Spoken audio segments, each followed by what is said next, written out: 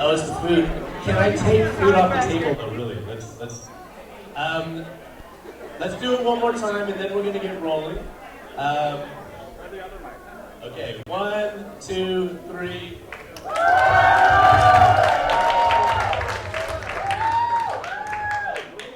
You're right. Maybe we should shut down the food.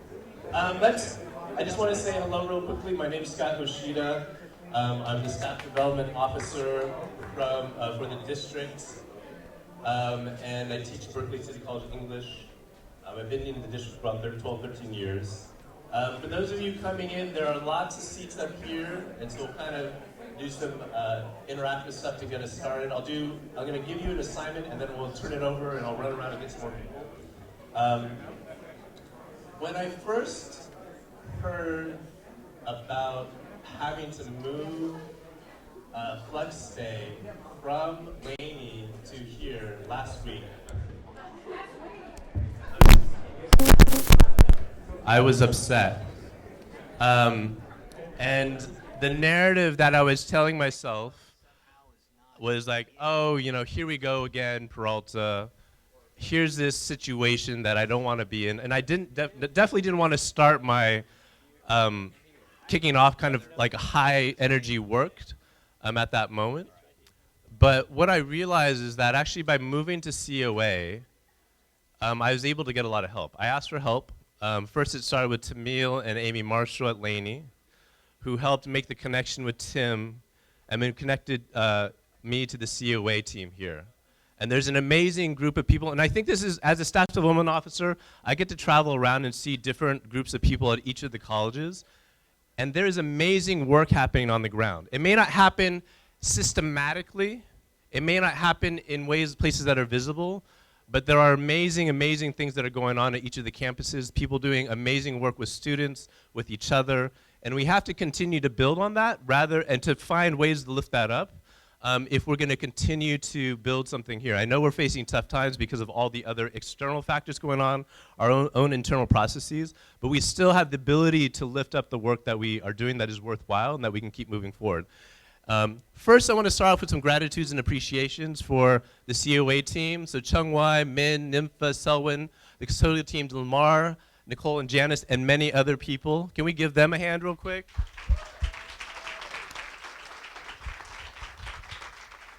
AV folks and tech, Bala, Sean, Mark, Angel, Michael, Jim Stein, Ceci, Joe. Let's give them a hand. They've really helped out. The catering, the Laney crew with Alfred, and then we have Big Apple for lunch. We'll give them a hand along with the next group. The academic affairs team. I think they are some of the most unheralded folks. They're, working on the table over there. They did 3 days of events that kind of are hosted, and they're kind of event staff in addition to doing all their work at the district. So let's give the academic affairs team a hand. Laura, Ann, Shanova, and Constance. And then just, thank the presenters and facilitators. These are things that are not easy to do. Like when I ask someone, they're always like, I don't know. Some people, of course, love the mic, like me. Other people are much more reticent about joining or taking leadership positions. So, honor those people, thank them. It's not easy to be up here to do this work, and we need to keep encouraging each other to do that, to step up. Lastly, I want to acknowledge that we're on traditional territories here, right? And we want to acknowledge that these are the lands that have been borrowed and stolen and now are being used. And so part of our thanks and appreciations are to the people who are here before us. And I think that's something important that we can begin to do in when we're entering our classes and entering different spaces. The last little bit here, these cards, I don't know if anyone remembers these cards. So at the last FlexDay, these are prints this is supposed to be the Oakland cranes on the port, and these are trees. And my brother-in-law, who's an artist, cut rubber stamps and made a little collage for my kids in it. And I took him and I said, let's make these. And the question at the last FlexDay was, how do we either lift each other up or lean on each other for support? And I had people write down names of people in the district, hopefully, who did that. And what I did is I took those in, and I sent them back out to those people so they got that acknowledgement and that love, and said, send it to one more person. So either they gave it to someone else or they sent it back to me and I sent it back out. With the idea is if you see this card posted somewhere, it means that someone has been recognized. and that we need to kind of continue to kind of push forward that gratitude, that leaning on and lifting up each other as we move forward. And that was where I wanted to kind of start with, again, is something a little bit deeper than just, oh wait, I guess we have announcements first. Let's do announcements and then I'll do my little activity. So room changes, business discipline has changed, library, math, library discussion. So business discipline is in D227, library is in C211, math is in A202, library is in D206. The library discussion at 215. All evaluations can be completed online. There'll be paper evaluations in your workshops, but there's a QR code that you can scan in your packet, as well as the link. And lunch will be served in the discipline and area meetings. They're fairly low-key. They should be just a chance for you to meet with folks from across the district. And facilitators, please pick up lunches and bring them over, and I and other staff will deliver lunches. And then COA's Fab Lab, we weren't able to get a student panel, but they'll be open from 2 to 3, and they're in the bottom right of D building. And I did a little interview with them last year, and it's awesome. I think the Fab Lab ethos of doing design and build stuff is kind of where we're at. We got to build stuff. We got to design things. And so that's kind of what the maker ethos is about. Let's see. Okay, here we go. Quick overview day. We'll do shared governance. We have a great panel of faculty speakers along with an administrator kind of introducing it. We have the president's address, and then we'll have breakout sessions that are in your program from 11 to 5 with discipline meetings at 12:30. You should check that stuff out. I'm not going to belabor it too much as we go. It looks like my part is almost done since people are flowing in here and it's getting warm. Is there any way to chill this place other than everyone stop breathing? I don't know. Here's my little kind of feel-good activity is imagine someone in Peralta who you work closely with. Who do you trust, right? And how does that feel? So think of one person. It doesn't have to be just one person who you trust. The person you go to when stuff isn't working and you need to debrief, you need to understand stuff. Think about what words describes the values that connect that relationship. And then you can post this on Padlet. So I have this long link that you can't probably type into your phones, but I sent out a link this morning to all of the district. So if you go there to the Padlet link, I'm giving you permission to get out your phones and look at it for a couple minutes while we gather one last crew, and I'm going to ask the speakers, the shared governance speakers, to come up. On that Padlet link,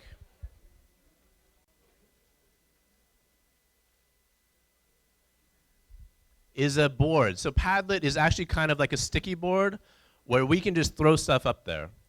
It'll screen for profanity. And what I want to do is create a board where we have values that we are all stating up here. And at some point, I would like to come back to that as we begin having our discussions about who do we want for Chancellor, about how we want to do this work when we're having these difficult meetings, what values inform that, and not just from the people who are at the meetings, but collectively from all the folks who are on TV in D119, folks who are here. I'll leave this open, and I might then pull some of that data and then make something, a document out of it. Not to say that that will be a final document, but it's a place where we can begin to think about what values we bring when we're doing all of our work together. How do we anchor ourselves? How do we root ourselves in our work? And the tree, like we see the tree and we think maybe the tree is falling, and we think about the branches and the trunk, but maybe there's something about the roots, the things that kind of ground us that we need to kind of reinvestigate. So spend a minute or two, look at my email, and then I'm going to invite the shared governance leader up in a minute. So just take a minute to get on there. If you need help, look to someone next to you and see what else there is. And I'll send this link out again for you to work on. So.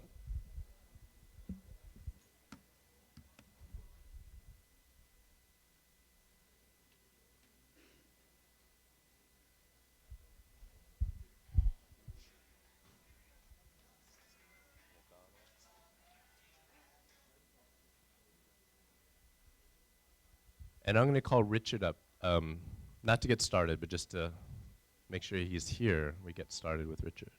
Oh, he's there. Okay.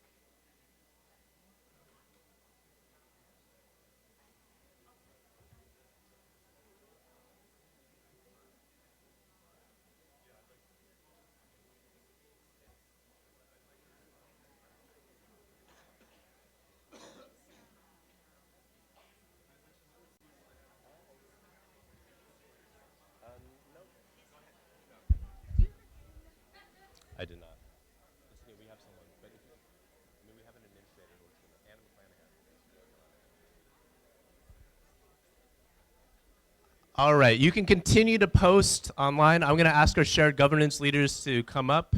So we'll start with Richard Foley, and then we'll have Jennifer Shanoski, Donald Moore. Once you come on up, and we'll get started with our shared governance welcomes. So let's give Richard a hand for kicking us off today.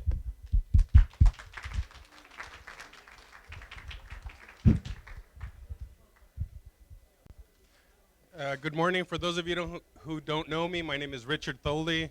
I work at the District Admissions Office, and I am the chapter president at Peralta for SEIU 1021. Last couple of years, we've been talking about working together, and doing it with mutual respect, moving together. I think a lot of those pieces are starting to come into place now. We've made some changes in the last year that I think are putting us on a trajectory to success. We need to continue working together, but part of working together and making sure that we're equitable is making sure we communicate with people. We need to communicate with the staff, with the faculty, with the students on our intentions moving forward. Many of us are left floundering as to what's going on. In my department alone, in the last 3.5 years that I've been there, we've had 7 to 8 managers. And we're usually never told when someone's going to leave or what the plan for someone coming in is. And I'm sure that happens in several departments district-wide. That needs to change.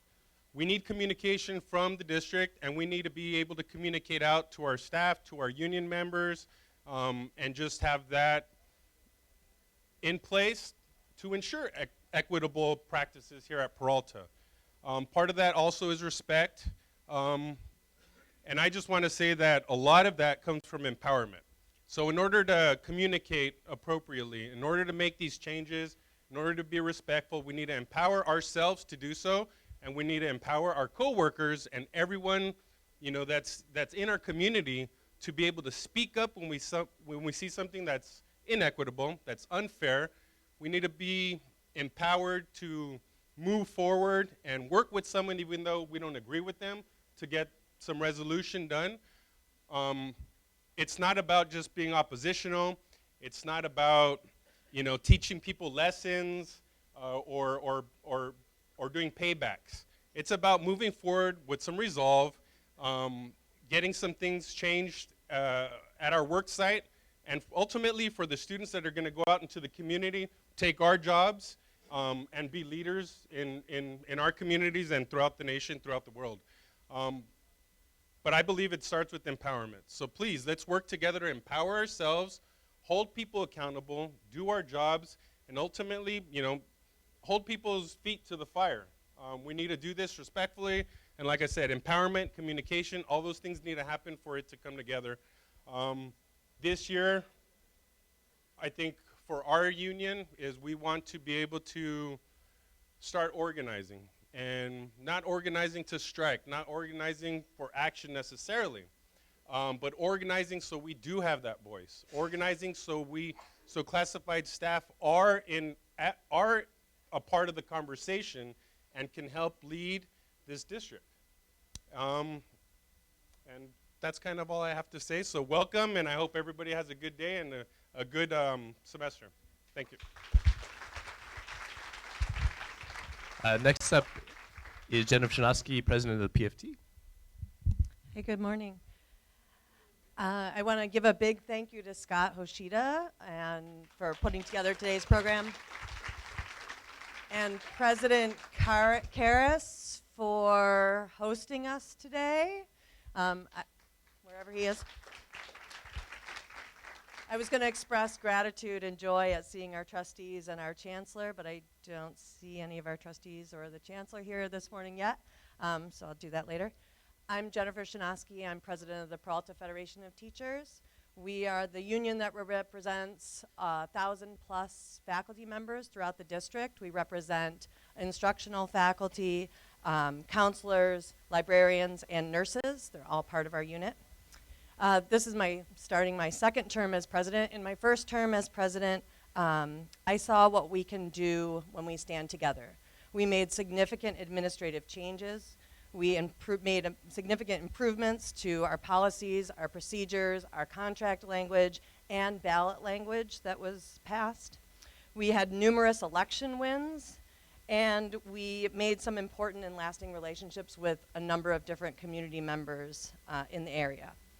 When we set aside our differences and consider what we're actually here for, I've seen that we can commit ourselves to working together, and the possibilities in front of us are really endless. It's hard, of course, to keep those possibilities in mind when we continue to hit the same frustrations throughout this district year after year. We go to meetings where there are new administrators and new consultants repeating the same unhelpful cliches and advice that last year's crop of new administrators and consultants presented to us. We see classes being cut again way too early before students even have a chance to enroll, so that we continue to drive away our students and we lose the services of a number of really high quality dedicated instructors throughout the district. We see facilities that remain disrespectful and sometimes downright dangerous for the staff, faculty, and administrators who work here, and of course to the students that we serve. We see attempts to add more high-level administrators, even as our most vulnerable employees, our hourly staff, and our part-time faculty are given their walking papers. But despite popular belief, I am an optimist, and Matt said that would be funny. Jeff said it wouldn't be funny. I really am an optimist, and I do know that, like me, most faculty came here because we love our students and we love our jobs. We came here to try and make a difference in the lives of the students and the community that we serve. We're here because we love education, we love teaching, and we love being a part of the community that we work with. Together, this community can make a real and lasting change. We can join together and we can fight to become, to borrow from the Oakland Education Association, the schools that our students deserve. I encourage all of you to join us later this afternoon. The PFT will be on a panel at 11 o'clock to talk about the numerous reports that came out over the summer that will influence how we operate in the coming year. That will be in D119 at 11. And then we'll also have a discussion this afternoon at 3:30 in D312. That will be a PFT-focused workshop where we'll talk about exciting news about negotiations, the fight against instructional cuts that are coming this year, and many other topics. We really need all faculty to join us in the work that we'll be doing this year. Our power is in our collective voice, and that collective voice is best heard through involvement through our union, with our union. Thank you for your time, and have a great year.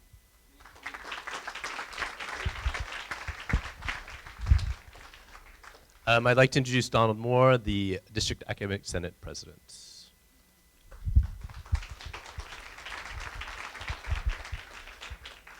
Welcome back to an exciting fall, everyone. Even though it feels not fallish. Anyhow, the Chancellor and the board president today is over in Sacramento meeting with the Board of Governors and the State Chancellor. And I wanted to kind of reflect on the fact that over the course of last year, there was a tremendous amount of work being done by faculty, by classified, by administrators, and to a degree, the board. And all of this was to try to get us to the point where we can begin to really try to address the major issues that we've been plagued with. And part of that is building relationships and beginning to really want to work on the different issues that we're confronted with. And so I'm excited about this year because what it's going to ultimately take is a lot of folks working together. And so the Academic Senate is there anxious to work with people to begin to do the things necessary in order to make this Peralta a better place for our students. And so if you come to the 11 o'clock panel presentation, we'll be discussing it a lot more in terms of the FICMAT report, the CBT report. Both of those were analysis of what's been going on here. ACCJC also provided us with information about what their expectations are. And then last year we also were involved in developing a 5-year fiscal plan. So what we're going to be doing this year is implementing it, making some changes. But part of the message is that we're going to do it collectively. There's a commitment from our chancellor, there's a commitment from our board president, all over, that we want to work at this together. And through participatory governance, we are going to be working on these things collectively. I wanted to say that because some of the frustration has been in the past few years that people haven't been following policies, whether they're board policies or administrative procedures. And part of it is that there's been a lack of trust. And so this year, we really need to be trust with our board, to develop some trust with our board, to develop trust with our administrators, to develop trust with our classified, with the faculty, all trying to work at really turning this district around. So we're looking forward to it. There's a lot to be done. And what we really need to do is to provide the necessary support to our faculty who are engaged with students and doing some wonderful, wonderful things. One of the things that all of the reports cite is that our faculty and our classified really engage with our students. The positive relationships that we have with our students surpasses all of the different issues that we're confronted with. The stuff we do with our students is utterly amazing. And that's the kind of thing that you see constantly over the years about Peralta. So my hope is that with that type of energy, we're going to be able to address all of the other issues. So I welcome you to our 11 o'clock panel, which is at D119, so you can hear more about the stuff that's been going on. Thank you very much.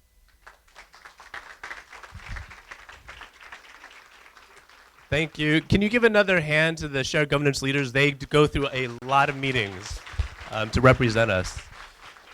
Really quickly again, my name is Scott Hoshida. I am the staff development officer. I use the pronouns he, him. Any part of this day that you have problems with or you want improved, you can email me at staffdevelopmentofficer, and I'm happy to take your suggestions. I'm always trying to make stuff better. Really quickly, some themes and highlights again are working together, which people have talked about today. And we have all these different ways that we work together already and that we're trying to work together. So today's plenary will be highlighted around the learning communities and guided pathways. So those speakers should probably make their way up here. I see them here.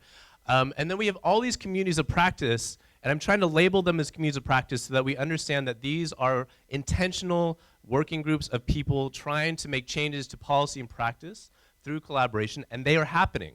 I had someone tell me, we don't have any communities of practice, and this is the list of people who are actually presenting today, right? So not only are they doing the work, they are actually presenting out back to you. And so it's just to acknowledge this list of folks is about people trying to move things in small ways, and it's super important. So if you want to have you see something's missing, let me know, and we can try to start something. If you want to join a group, go to that workshop and find out what's going on. Talk to the people whose names are on there. If you can't make the workshop, find their name, email them, say, hey, I'm interested.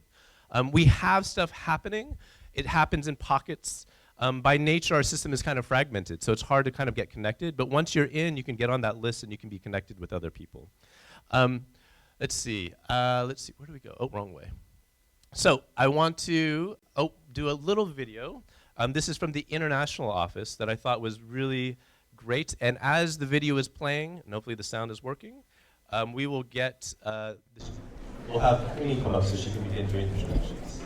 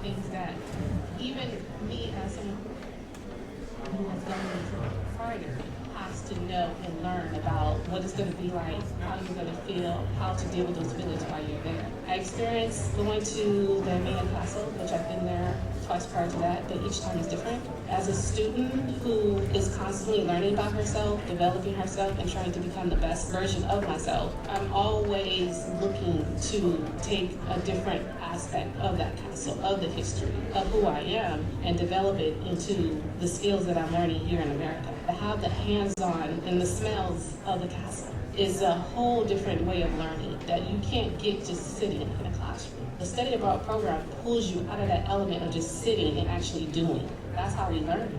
Anybody could afford to try.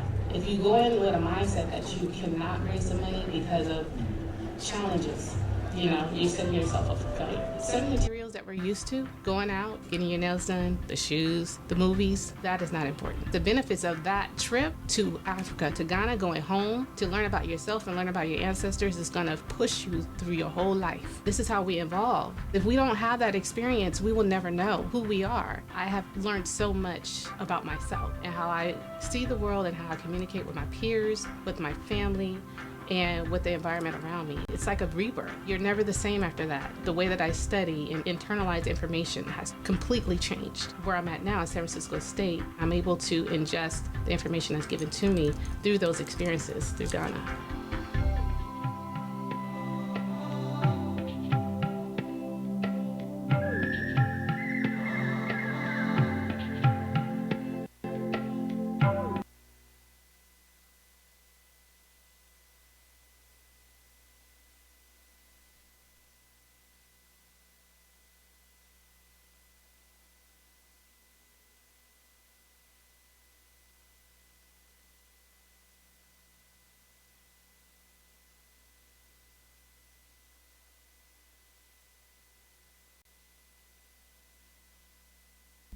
Good morning, and welcome back to Fall 2019. So great to see you, and I have an honor to introduce and then contextualize a little bit about what the learning community and guided pathway is all about. And we have great faculty colleagues who are going to be coming through to really share what's been happening in that in the learning community and in the guided pathways at each college.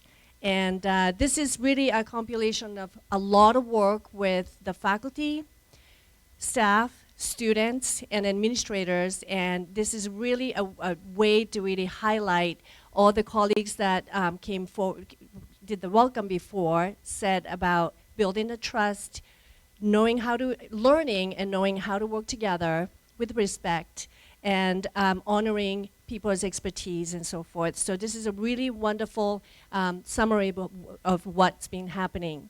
So I just wanted to do a little warm-up, icebreaker, just to get you guys started. So there's going to be a number that's going to come up, and then I want you to guess what the number might be. And then the number is related to our community college students. Okay? Ready? Okay. So what is this number? 4.5. Anybody? Okay. Ah, very good. Oops, sorry. So it's a median number of years it takes students at the certain community college to earn their first associate degree. Very good. Okay. What about this? 92. Anybody? Number of units they take? Okay, you guys are good. Okay. All right. Median number of units earned by students at a certain community college, California Community College, in order to earn their first associate degree. Very good. Thank you. What about this one? Oop. 27%.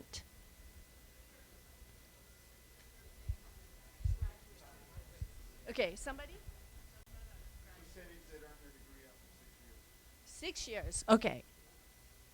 Oops. Sorry. Percent of full-time first-time students who graduated from a certain California community college within 3 years. Okay. And then this is the last one, 52%. What does that represent? Is it retention from semester 1 to semester 2? You guys are really good. Oh my goodness, okay. So this is percent of first-time students who persist from fall to spring. Okay, so thank you very much. But okay, so this is the why, right? Those numbers are not okay, right? So this is the why that we are engaged in activity, well, the frameworks such as learning communities and guided pathways. And many of the presenters are going to be showing you what great work that's been happening. They're going to also talk about a little bit of challenges that they have faced and how they are overcoming the process and how we are struggling to kind of move forward together. But those are completely necessary process. It's so okay for us to go through this process so that we will learn how to go overcome those bumps and disagreements and some differences in opinions. But in order for us to move forward, those things are so necessary. So the guided pathway is a very organic process that the presenter is going to show you how that's been formulated at this point in time as an update. Okay, so Scott, my slide's not there. Oh, the other slide? Yeah. Okay, I moved it back. Okay. Sorry, you want to do it? This one here. No. Okay, that's all right. So let's just go back. So I had a slide that contextualized a little bit of summary of the guided pathway and then demystify a little bit of concepts that's been going around. And it's not just us, but it's statewide. So the key concepts of guided pathways are 6 points in a nutshell. So making college ready for students rather than making students ready for the college, right? So that really, if you were truly student-centered, then we need to figure out how we might have rooms to change to serve them better so that those numbers improve or decrease or whatever it is that's going to represent student success. Second key concept is that we're going to be away from the cafeteria model. Some of you have heard this before, but to go into the guided pathway model, which is that students would not lose options and explorational opportunities, but then they have a better idea as to where they're going when they come to us. So number 3, guided exploration of undecided students. So students who are undecided, they tend to go into the liberal arts, directions and so forth, but then they kind of get lost and then they earn 92 units and they go nowhere.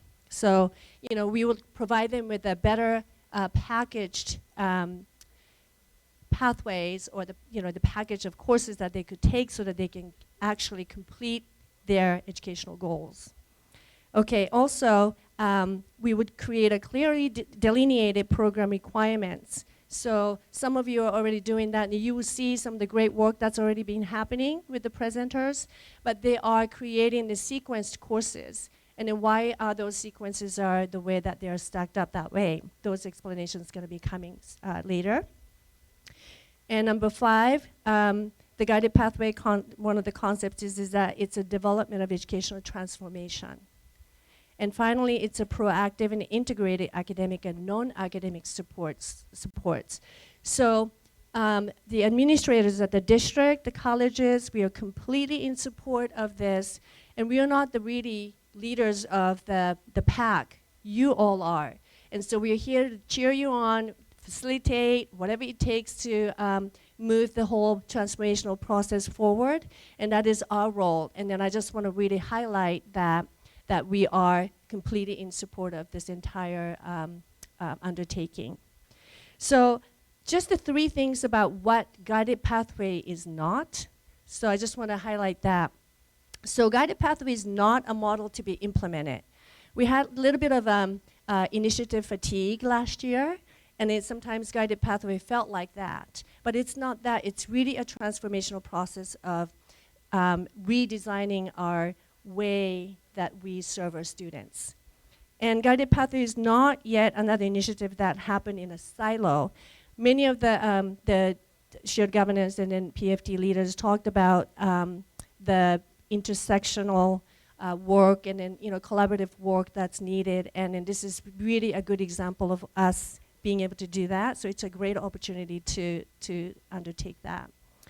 Finally, guided pathway is not something that can happen without the involvement of everyone on campus, especially students. So we really, you will see it from the, you'll hear it from the presenters, but student voices are really important. So a lot of focus groups and surveys have been done, and really hearing their experience to learn from them as to how we need to change. Again, they're not the ones to change, we are the ones to change. So anyway, those are some of the contexts that I wanted to lay out before the presenters come. And so at this point, I think I'd like to welcome the first presenters, who are? Oh, Bruce.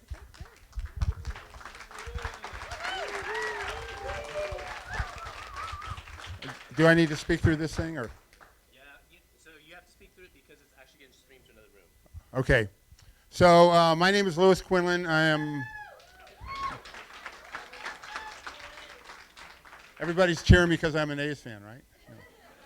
So I am Department Chair of Machine Technology, and we train machinists. So does anybody know what machinists do? We make stuff, right.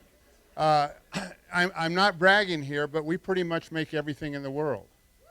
So you may think, well, did we make the clothes you wear? Well, we didn't sew those clothes, but the machines that make the cloth, the machines that sew the clothes, the machines that pick the cotton, all of those kind of things we make. The water you're drinking or the coffee you're drinking, the way the coffee is processed, we make those machines. The water you're drinking, well, a lot of our students go to work at East Bay Mud, and the water you're drinking comes through their piping systems, through their pumps, through their valves, and our students work on keeping those in shape so that you get nice, clean water. Your iPhones and your different phones, we don't make the phones, but a lot of the parts, we either through making molds or things like that, we end up making those parts or touching those parts in some way. So we pretty much make the world. And we do it with precision. So I don't know if people understand what we mean by precision. So in our second and third semesters, our students work on projects that the tolerance is 3/10,000ths of an inch, plus 3/10,000ths minus 0. So to give people an idea of how small that is, pluck a hair off your head, divide it into 10 parts, and you have 3/10,000ths of an inch. So that's the tolerances our students work to. We can actually measure, in our department, we can actually measure down to about 50 millionths of an inch. Okay, so that's pretty small, that's precision. That's why machinists get paid good money. So how have we developed learning communities to deal with this? So there's a handout in your packet called High Impact Pathways. And what I'd like to do is just go through that very quickly and tell what we've done. First of all, I think CTE naturally has guided pathways. Our students, when they come in, they pretty much know every class they're going to take. If they're on an industrial maintenance program or if they're on the manufacturing program, they have courses and a schedule laid out from them from the very beginning. But we actually reach back beforehand. So one of the things, on-ramps or bridge programs. So for the on-ramps and bridge programs, We actually work with high schools. We're working to put machining programs back in the high schools. We give all of our excess equipment and tooling to different high school programs. We're working with Berkeley High School and their robotics program, trying to get them to do some of their machining at Laney, and actually working on putting machines in their programs. Our newest and exciting on-ramp program is working with a machining program at San Quentin. And through Restoring Our Community and Roger Chung, we actually went up there a couple of weeks ago. And we toured their machine shop, met with some of their staff and many of the students. And we're trying to figure out how to give credit to those students for the work they're doing and the things they're learning up at San Quentin, so they can come into our program and not have to repeat a whole bunch of things, and we can prepare them for industry. So those are kind of our on-ramp programs.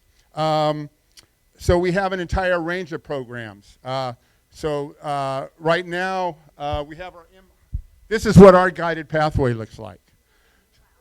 So we have different on-ramps and different off-ramps. And up here, the ones in dots, if you can see them, are the programs. This was made in 2014, were our proposed new programs.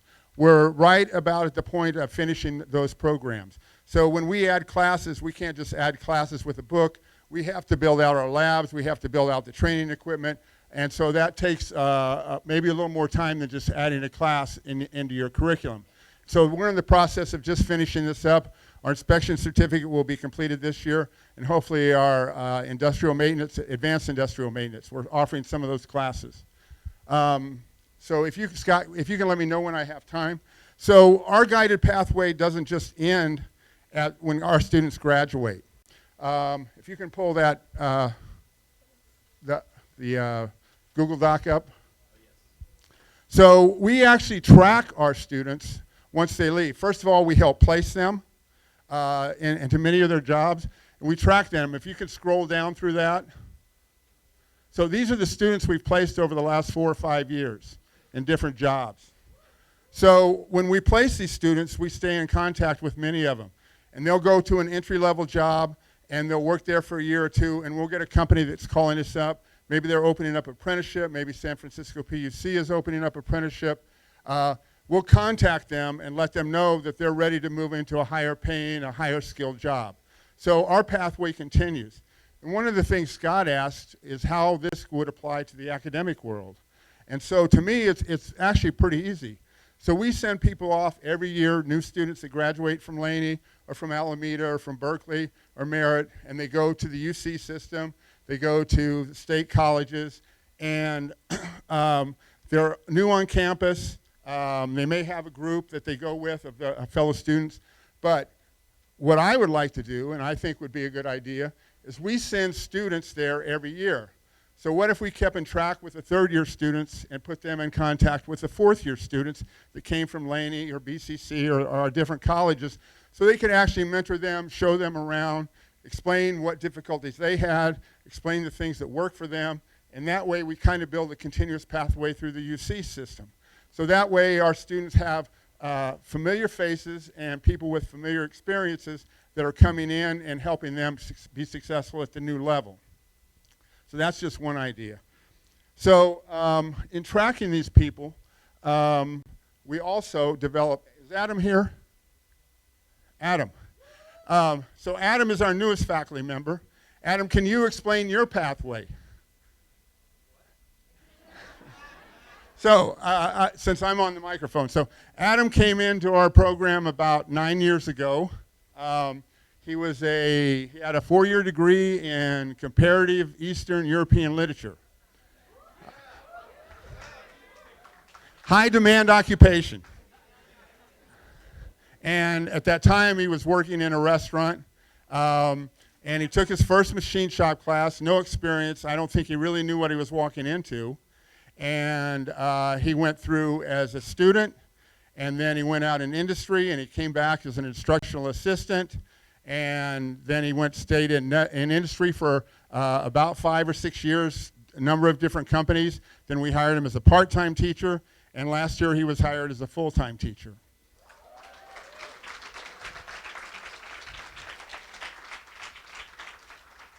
And So right now we have 2 full-time instructors, 4 part-time instructors, and 2 of our part-time instructors came out of the same process. So we're kind of growing our own.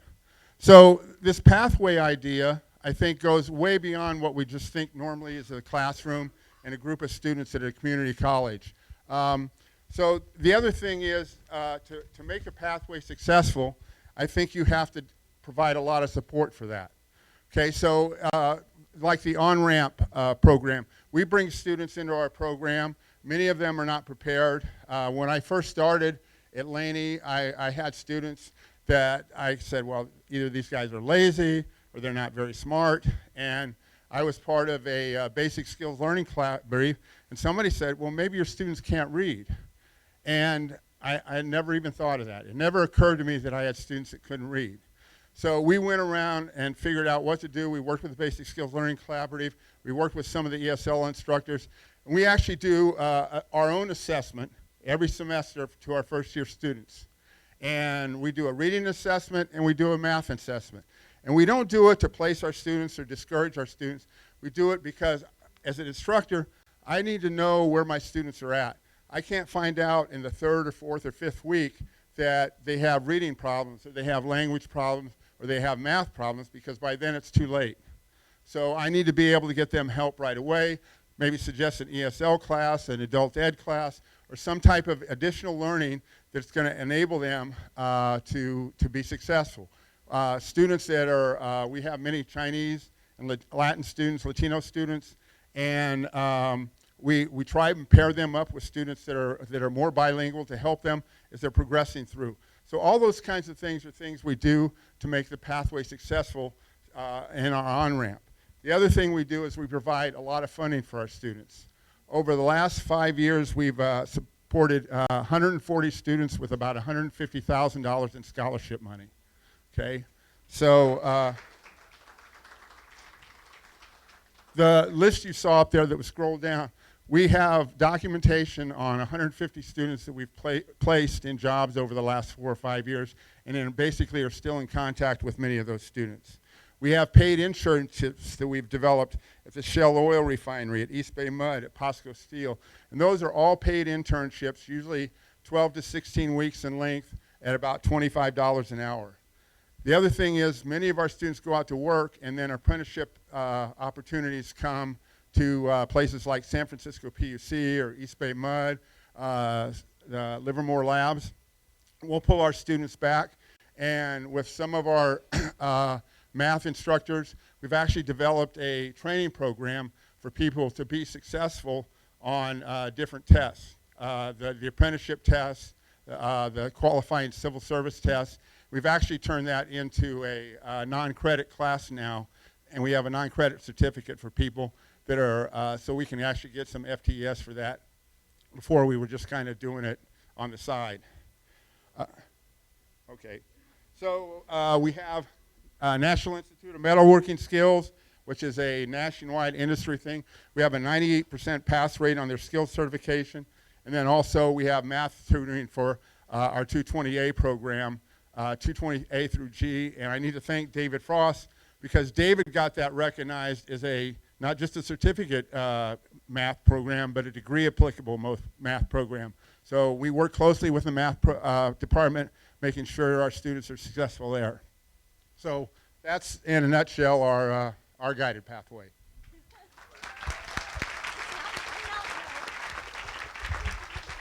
Thank you, Louis. Next up, we have Skylar Barton from Berkeley City College. And as he comes up, I want to just thank Louis for his service. How many years have you been in Peralta?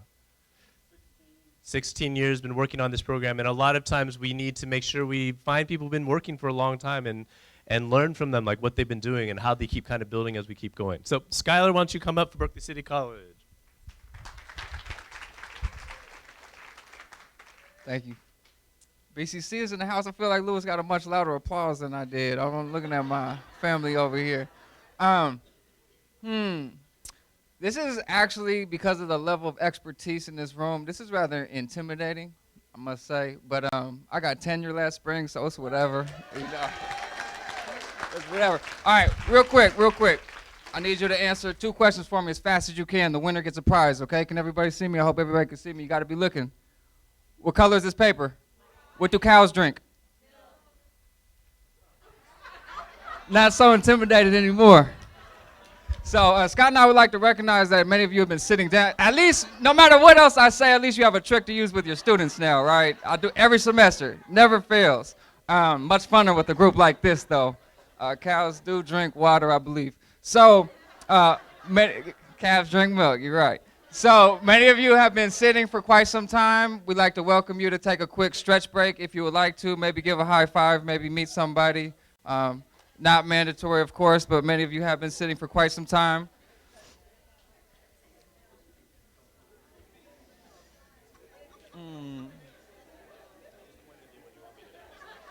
Cool. It'll be like towards the end.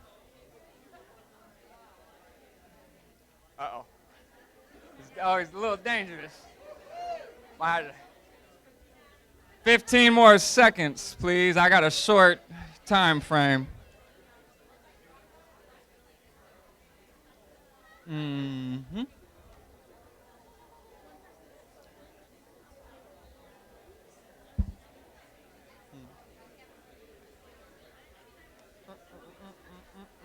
We're good. Okay, let's bring it back, please. Scott gave me a real harsh time frame to work with here. We good? We good? All right. So my name is Skylar Barton. I am a Learning Communities Counselor at Berkeley City College, and I'm also very involved with our Guided Pathways movement, and I'm actually a native of Berkeley. I worked with Berkeley Unified School District for over 10 years. I'm very enmeshed in a lot of the work we do with the City of Berkeley, collaborative work with our Berkeley Unified School District, and also local feeder institutions and programs within our community as well as our Promise partners. So I'm engaged in a lot of this work. Why am I here today? Because apparently I am completely incapable of saying no to Scott Hoshida. All right, first and foremost, thank you, Scott, for a little bit of extra work at the kickoff of the semester. I'm here really because, like many of you, I'm very passionate about this work. Like I said, I grew up in this community, and I recognize, as many of you do, and has been mentioned earlier this morning, that we clearly persist to have opportunity gaps within our communities. And basically, my whole adult life and professional career, I've been working to address many of those opportunity gaps, and it's a pleasure to do so within our community. I also recognize that there are many wins, many students who we see, whether they're earning certificates, whether they're transferring, whether they're propelling into their careers of choice. There are many wins, but I would say that it's safe to say, in my personal opinion, that we have some work to do to get to that championship level, to where we're winning championships. I know Laney's football team brought it home for us, and maybe some other programs within the Peralta district, but as a whole, we got some work to do, right? So that's really why I'm here. My goal for today's presentation, like I say, I only have a brief time, so I'm gonna try to connect some dots really through this graphic up here. Our learning communities at Berkeley City College are really guided pathways within themselves, and there's also direct correlation with the 6 student support factors from the RP group. So I really wanted to just highlight a few of the activities that we have implemented and a few of the strategies we've implemented with our learning communities. It's really not rocket science, though, but I just wanted to share a few of the things we're doing.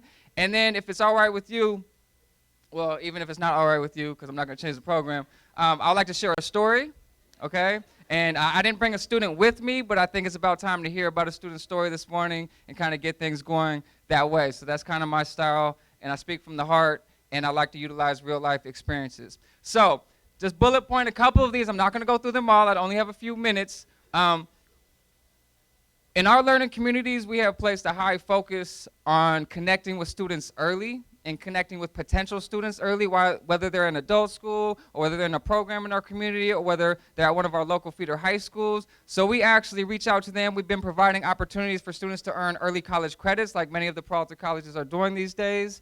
And then we also really focus on providing a seamless transition from wherever they're coming from to us at Berkeley City College. So we like to work with our students even prior to when they get to us and they're already registered. We want to help them through the whole process. So come first day of the semester, they're already good to go. They have a whole community. They have people that they know they can go to. They have a full schedule. If they're in high school, we want them to have a full schedule with us before they walk that stage at graduation. So they're actually ahead of the game more than a lot of other students, right?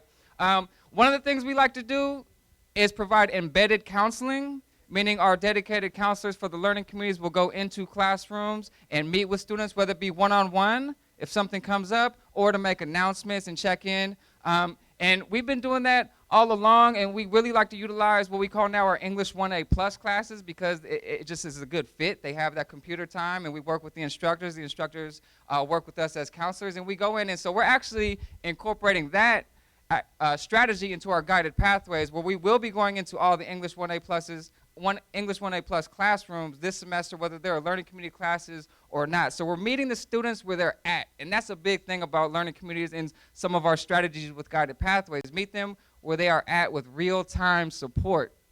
We do a lot of cross-discipline and cross-function collaboration, okay? So we meet, if you're in the learning community, for example, the cohort of instructors, counselors, coordinators, administrators will meet together, whether it be bi-weekly or monthly, to check in about all the students. Now, it's not always easy. It's not always easy because, you know, we're all busy. People have schedules. Some people may view it as a little bit extra, but it's really not extra. It's providing holistic support for students. We check in about students and see how each one of us can play a role in supporting those students to and through and even moving on out of our programs. Sometimes the instructors will plan their curriculum accordingly, so we might have themes, so activities, assignments may roll together, so it really provides an excellent experience for the students. Of course, in terms of the guidance, the education plans, the career, the major, the transfer support, all of that is embedded in what we do. Provide books for our students in the learning communities. We help them apply to scholarships, encourage them to apply to scholarships, and we do a lot of networking. And one exciting strategy we're implementing this year is a near-peer mentorship program. So really excited about that. We're going to pilot it this year where continuing students will be paired with incoming students as a near-peer mentor. So that's definitely part of our learning communities and our guided pathways movement. So, can I share a story? All right. Stop going through those bullet points. Let's get to something interesting. Okay. So, let's see. Last night I was emailing with a student. Like I say, I speak from the heart and I try to come from like in-time, real-life experiences. I'm communicating with the student via email as my boys are riding their bikes in a little court near our house. I asked the student if I could share a little bit of his story with you all today. I'm not going to mention his name, but he did give the okay, and I'll share a little bit about his experience. I met this student just about a year ago today. Okay, he was referred to the learning communities by an instructor at BCC who's actually he's actually the legendary Cleavon Smith back here. We all know Cleavon. Man, Cleavon got a louder applause than I did. He ain't even up here speaking. So Cleavon actually worked closely with our learning communities, and he referred this student that he had met. The student is a continuing student. Traditionally, our students will enter the learning communities, you know, in their first semester, or maybe they return to school, but this student had a little different scenario, and Cleavon thought it would be a good fit for him to check out our Emoja program. So we connected, and as soon as I met this young man, I was like, wow, I see why Cleavon referred him. He's got a lot of things going for him. He's very appreciative of support and community and family. This young man grew up in a single-parent household with his mother in Richmond, a pretty tough neighborhood. Transitioned to BCC, largely navigating the experience on his own. Okay, first-generation college student. He made a connection with Cleavon in his first year in Cleavon's English class, and they established a rapport that's ongoing to this day. Let's see. This young man, while at BCC, his mother became very ill, and unfortunately, tragically, she passed away. So now he doesn't have a lot of family in his area, in the community, and it really was he and his mom throughout his upbringing. So now he's really navigating a lot of this stuff 100% solo. I mean, I'm talking about living situation, paying for bills, so he's working, going to school, but he's determined. He didn't want to give up. We established a rapport, and when I say we, I mean counselor, instructors, coordinator, and probably most importantly, students in the community. He joined the Umoja program throughout this year. Yes, there's still some ups and downs. He's navigating a lot of challenging situations I can't even imagine. But he's doing really well. He's doing really well. He's actually transfer ready. He'll be applying to transfer this fall, okay? So things aren't necessarily easy for him right now. He's actually in a pretty severe car accident this summer. He's okay. He's okay. He had some pretty severe injuries, but nothing that won't heal, and he's already back to through the healing process and going back to work and ready for the fall semester. But all of these things come into place, and when you communicate with him, you just see like how much of a stand-up young man he is, because he's always got a smile on his face, and he'll tell you, like, these are challenging times, but I'm going to keep my head high like I always do, and I'm going to make it, right? But the thing is, he knows, he's so appreciative, and he says it all the time, that he has a whole community around him to support him. It's not just him, and he knows he has family at BCC. He commutes all the way from several cities away after working long night hours to come to BCC, and that's, you know, I'm not going to say this is home, but he has family there, and we got him, and we got his back. And that's the theme of today, and that's the theme of learning communities. That's the theme of guided pathways, in my opinion. It's the holistic support coming together. None of this would have happened, right, without the collaboration, without instructor reaching out, us coming together. Anything he knows that anything he needs, we got his back, right? So I just think that his story is inspirational. He actually sent me a very warm message when I asked him, could I share his story? And basically, in essence, it was, yeah, you guys have always had my back, and it inspires me, and one day I want to inspire other people from my community as well. And he will. He's interested in social work, counseling, things like, of course, that makes me really happy. But he is going to inspire so many lives throughout his life. So anyway, I just wanted to share his story. If you see him one day, maybe meet him. He's got a super bright smile. When I mean bright, I mean bright. It's awesome. It's heartwarming. So let's go from there. I just got 1 or 2 more minutes. Scott, can we go to the next slide, please? Clearly, I'm not graphic design, none of that. This was my first slide, and then I deleted all the lines to make that last slide so you could actually see what's going on. But this is just an example of how things connect, right? From here to here to here. You can't really tell, but just it connects, all right? It's all a mess up there. All right. Okay, real briefly. A couple questions to consider. It's not all great. I just shared a very heartwarming story, but things are challenging, right? We share common dreams and goals. How can we increase working collaboratively within and across campus? Don't worry, it's spelled right. Campuses to share best practices and align our efforts. First and next steps, something to consider. How do we provide real-time support while avoiding burnout and protecting work-life balance? I thought of that because I was emailing at like 8 o'clock last night. Okay, so a call for action, I humbly and respectfully challenge us all to commit to establishing at least one realistic or maybe unrealistic. I'm a big fan of thinking outside of the box and thinking in unrealistic ways, because sometimes those ideas end up with tremendous outcomes. So, realistic or unrealistic goal, at least one for this fall semester or this year, that leads to improving student success within Peralta, and commit to the evaluation and assessment process of our so-called actions. So, I challenge us all, myself included, and thank you all for your time. Thank you, Skylar.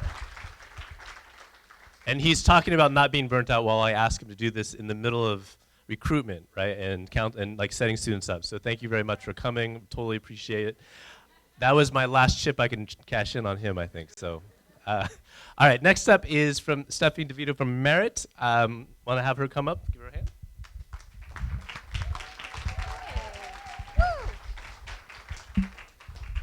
Good morning, everybody.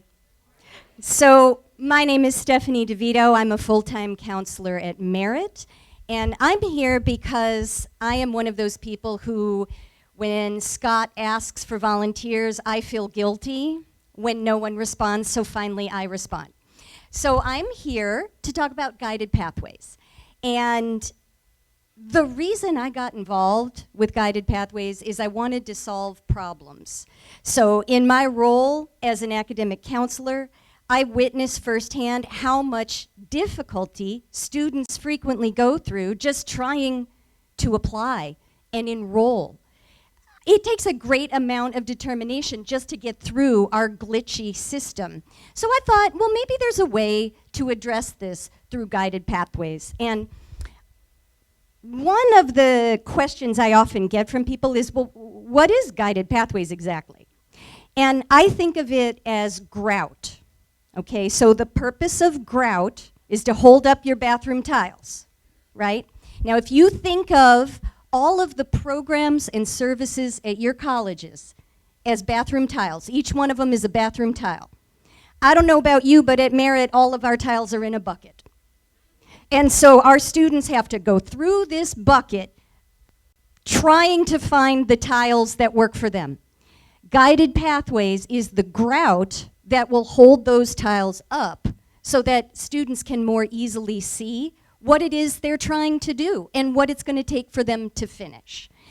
I also realized that AB 705 and the new student-centered funding formula and guided pathways all go together, okay? AB 705 and the funding formula, those are the mandates. Guided pathways is the method that we are using to build capacity within our colleges so that we can actually succeed with AB 705 and the student-centered funding formula. One thing to know is you're probably doing guided pathways already. Anytime you have a conversation with someone who's not in your department or not in your division to solve a problem, you're doing guided pathways. So part of it is just recognizing that it's happening and knowing that we're trying to scale it up, okay?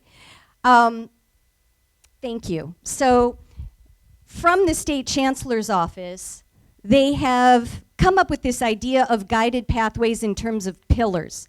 There are 4 pillars of guided pathways, and each pillar represents one phase of the student experience. So pillar 1 is called clarifying the path, and that means making it clear to students on our website, in our catalog, in all of our materials, what are our majors? What jobs can they get if they get that major? What classes do they need to complete that major? How long will it take? All of that falls into pillar 1, clarify the path. Pillar 2 is entering the path. This is all of our onboarding activities. All of the stuff with applying, enrolling, getting that initial advisement, going to a welcome center to help actually set up your schedule. So anything having to do with onboarding belongs in pillar 2. Pillar 3, which is stay on the path, this is for those of you who are into problem solving, into retention. Staying on the path has to do with what do we do to support the students who are having a hard time, are at risk of dropping out, are not doing well. So anything, embedded tutors, for example, your learning center, Starfish, early alert, all of those kinds of activities are part of the 3rd pillar, staying on the path. And finally, the 4th pillar is ensure learning. And this has to do with pedagogy and assessment. So any activities that you're doing where you are trying to improve the ability of your students to get through the work you're giving them successfully, assessing to make sure that they actually learned something, all of that goes under pillar 4. So that's really what guided pathways is. And one of the things I like about this is that this is one example of a time when the state did not try to shove something down our throat. They said, here are some ideas. You all figure it out yourselves at each of your colleges. And what's nice about that is that personally, I don't like having things shoved down my throat. I want to be part of the team that comes up with the solutions. So getting involved with guided pathways on your campuses is one way to do that. Let's see. Could you go to the next slide? So I wanted to show you, this is just how we organized guided pathways at Merit. You can do your own thing, but we found that this is what worked for us. We have a core team, and it's really important that your guided pathways leadership is representative. So we have an administrative lead, a classified lead, a faculty lead, and a research lead. And it's important to bring all of those perspectives into the room when we're trying to solve a particular problem. And then we created pillar teams with leads for each pillar. And what we did is pillar 1, as you know, is about clarifying the path. So our leader for pillar 1 is Neem Tai, who is our librarian. He's also chair of the curriculum committee. So he is in charge of pillar 1 activities, and one of the really smart things he's done is he realized we need to embed the work of guided pathways into our existing shared governance structure. We don't want to create yet another bunch of committees, because I don't know about you, but I'm on too many committees already. So what he does is he takes the philosophy of guided pathways and infuses his curriculum committee work with that philosophy. He's in charge of revamping our entire catalog. Well, that fits right into pillar 1. Our pillar 2 lead, Mary Sidio, is a counselor and instructor in disability services. Our pillar 3 lead, Lowell Bennett, is a student at Merit. He's a tutor at Merit, and he's faculty in the Learning Center. And our pillar 4 lead, John Rodriguez, is succeeding Heather Casale from last year. Each of them is a full-time instructor. One of the other things that we found really helpful is get on your team, faculty and staff who used to be students, because that's like a 2-for-1.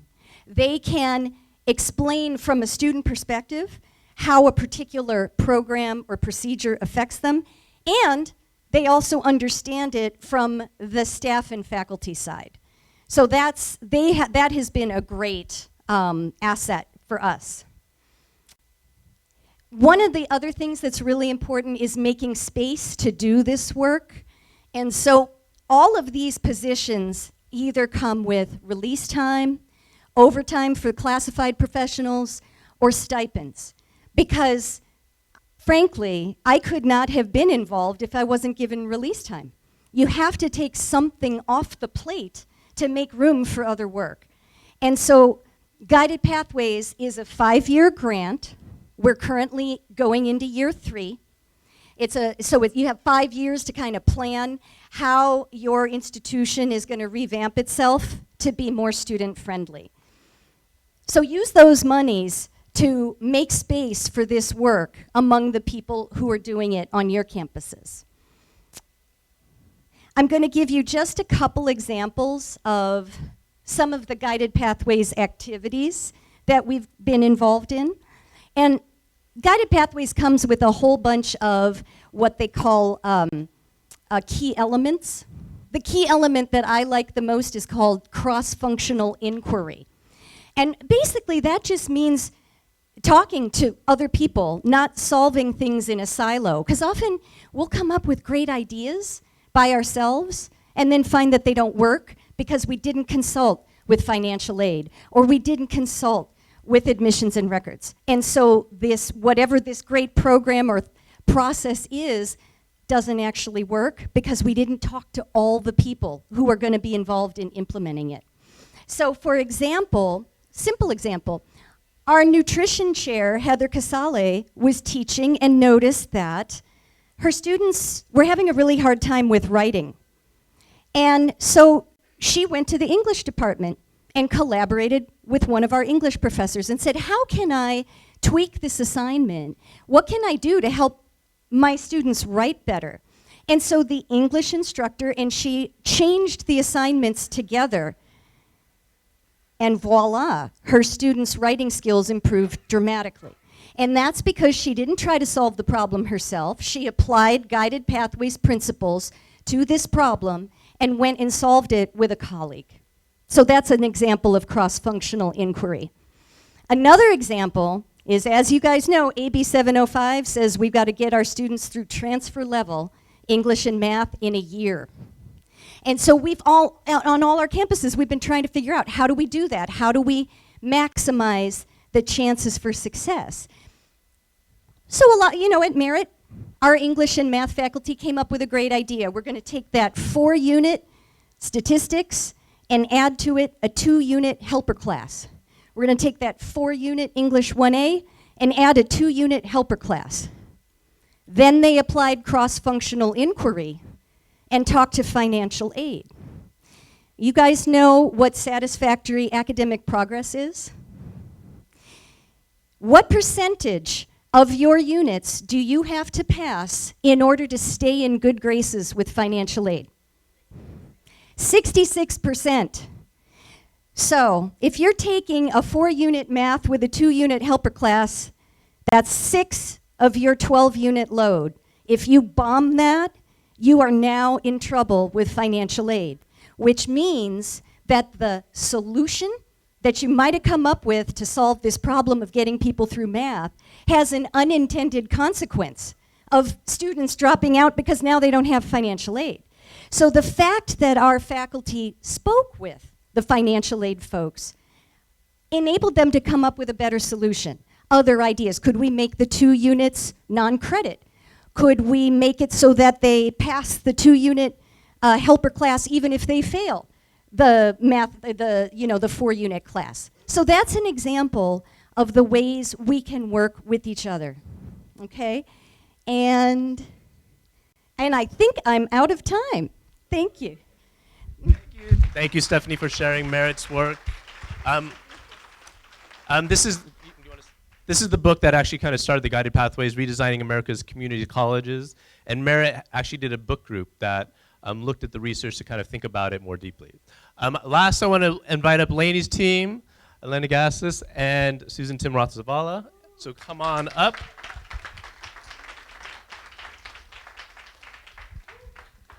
Hello, good morning. Eleni and I are co-coordinators of Guided Pathways work at Laney. And we're supposed to keep this really short, so I'm trying to do that. Am I not, okay, aiming it wrong, okay, sorry. Anyway, we did things a little bit differently from what you've already heard. And one of the things that we did is we started with a work group, and it was a cross-functional work group. We had faculty, administrators, classified professionals in our work group. We decided at the very beginning that we didn't want to make assumptions about our students' experiences. And so we spent last year doing a student voices inquiry. We made teams to do focus groups. We did online surveys for students. We did paper surveys in classes. We had a lot of faculty members helping us do that. We really wanted our work to be rooted in student voices, and we really wanted to find out what our students were experiencing at Laney and what they needed. What was working for them, what wasn't working for them. So hearing from students was our big project. And we learned a lot from our students. Several things that we learned that we thought stood out were we have mostly part-time students at Laney. We also have a large population of older students, a large population of older students and who work and have family responsibilities, and getting to school is hard for them. They stated that they needed to come to class at night. It was an effort for them to get there at night. There were few services for them available, and if they were going to come at night, they wanted to be able to double up and have a double night schedule so that they could take a class at 6 and another class at 8 and get finished sooner, because that is the population that we have at Laney. All of their responsibilities that they have during the day made them they told us they needed much more flexibility with their schedule. They needed to be able to come when they could come. So that was one thing that we learned. So the idea of having more night offerings for students and the idea of allowing them to double up so they could take more than one class at a time at night. This thing. Sorry, everybody. So that was one of the biggest things that we learned from our students. The other really big salient piece of information that came out was communication. Students stated over and over again that they needed multiple modalities for communication. They weren't checking their Peralta email. They wanted texts. They knew there was a course catalog. Nobody read it. So they wanted information coming to them from different sources, but the information would be the same. So they could depend on what they heard. So these are kind of, oh wow, that's better. So we really wanted to know who our students were. We felt there was a real danger in making assumptions about our students without actually hearing from them. So that is what we decided to do.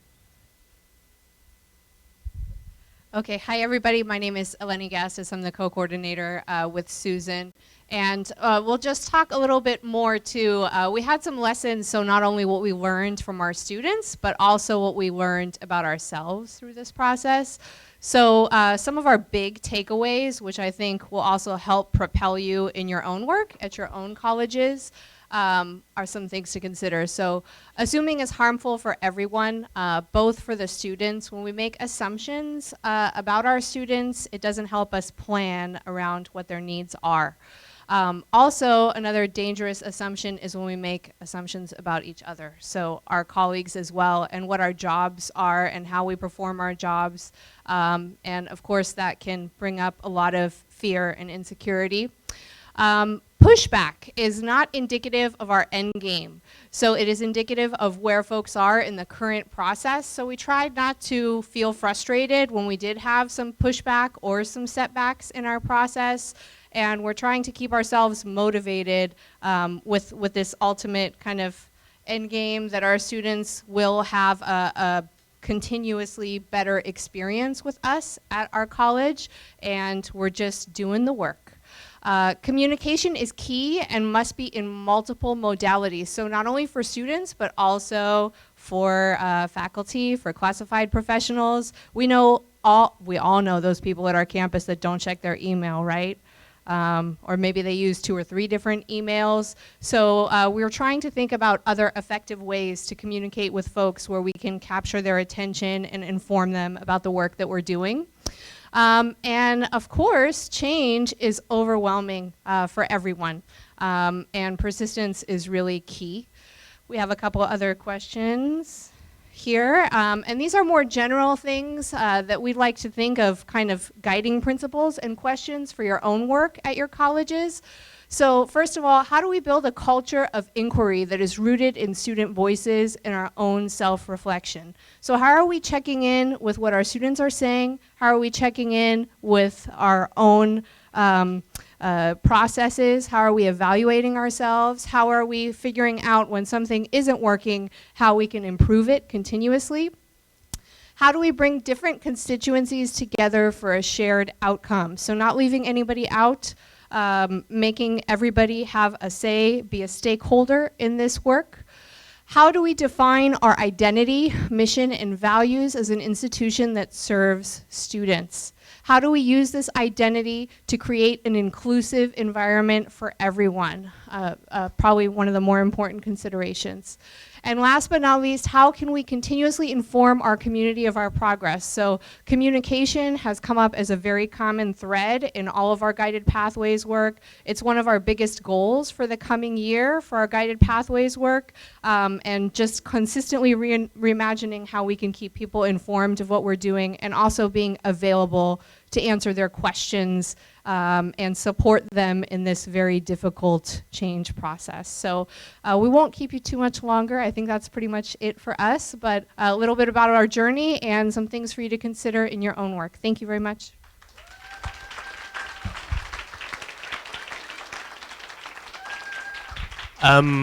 As I'm going to call Tim up to give the president's address, and as he makes his way to the stage, just a few reflections. Obviously, guided pathways is one of those words that we respond to. It's a state initiative that we can feel like something is being imposed upon us, but we can also take a step and kind of figure out a way that we can use the funding and the work to build what we want. So I think there's an opportunity there to do that. So. Last up, and I'll do some highlights afterwards, but I'm going to invite Tim Karras, the president of COA here. He graciously said, come on over. It'll be very easy. He gave me the tour himself, like showed me the rooms, and we tried to figure out the tech. So he really helped get this set up, and I want to bring him in to kind of kick off the year for us. So can you give a hand to Tim, please? Well, thank you very much. I'm going to do two things this morning, just a general welcome, and then I do have a very brief statement in my pocket from Chancellor White, which I'll probably just read at some point, and I'll put that right there for a second. So first and foremost, I'm so happy to see everyone here on the island, and welcome to COA if you don't currently work at COA, and if you do, welcome too, I guess, back to your college. I'm so excited to have you here. You know, I'm doing great right now. I've had 3 cups of coffees and 2 lifesavers, so I am like set for all day. You know, I've had sugar and caffeine. I just really want to say having you all here today and the process over the last week, because we've had to make some pivots and be flexible over the last week, working with Scott and everyone, it really shows the best of who we are as a district and at all of our college and all of our sites, how something comes up and we just adapt and it's fine. You know, we have something beautiful, we have food, we have a place to meet, you know, the sky didn't fall. Yeah, it's great. And it was a lot of work by a lot of people like Scott, people at the district office, people at Laney, people at COA, cross-functional. You had all the IT people having to talk to each other, custodial, M&O, you know, who put all this on. You know, I had really the easy part saying, oh, sure, come to COA, you know, look at the pit. You know, this is what we call this area, so it's not a derogatory term. It's whatever weird term we use at COA for this room. It's called the pit. And it all worked out great. And maybe this will give us inspiration for the future of how we do flex in our district. So if we're the first one to do that, that is great, and we're so happy to have you here. Also, after I'm done talking to you, you'll be doing the main part. I think what everyone's really interested in is your learning opportunities and your breakout sessions. Most of them, I believe, or I'll make this up, is in the C&D building, which is kind of that direction for you. And then our mnemonic on our campus is not too complicated, is if your room starts with a 2, you're on the 2nd floor. If your room starts with a 1, you're on the 1st floor. And if your room happens to be starting with a 3, you're on the 3rd floor. So that's the mnemonic for our buildings. So we hear that a lot from students, so I just figured I'd just tell all of you because we're all students all the time. So just really welcome to COA. We're so happy to have you. I think this is going to be a great year. You know, I think every year is going to be a great year. For COA, if you don't know, we have a building going up next door. So, you know, that is my bliss every day coming through the tube and seeing that. And for folks to know what that building is, it's a replacement building for C&D. So that was originally part of Measure A. A lot of people remember we passed Measure A probably like a decade ago. Well, this is Measure A. This is our final project of Measure A being put out there, and we'll have a wonderful new facility, which apparel design will be on the 3rd floor, and our art department will be in there also. So we'll have some really great space for teaching and learning. We're super interested in having something that's built post-1972 on campus. So that's all great. I won't hold you much more. Now I'm going to do I don't know how I can really do this. I'm clever. I was an instructor and a faculty member. I should be able to read and have a microphone.